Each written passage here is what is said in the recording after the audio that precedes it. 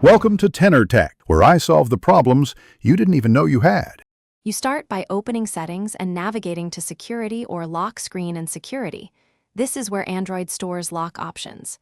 You deserve a secure method, so choose based on convenience and strength. PIN for quick entry, password for complexity, pattern for gestures. Once done, Android will prompt you to confirm your current unlock method and may require your Google account.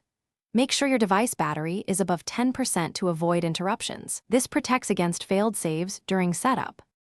You now create the actual password. Type an 8+ character phrase mixing uppercase, lowercase, numbers, and symbols so it resists guessing. Once entered, Android asks you to retype to confirm accuracy. This prevents typos locking you out. Make sure to enable biometrics if you want faster access and to reduce frequent typing, but do not rely on it alone. Also adjust auto-lock timing so the screen locks quickly after sleep. This balances convenience with security. You finish by saving and testing the new lock.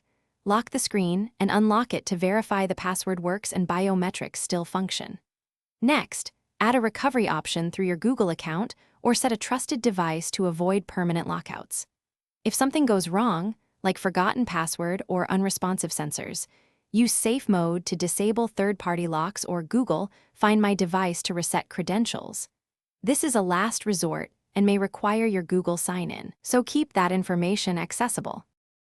Thanks for watching. Subscribe to keep your life in tune.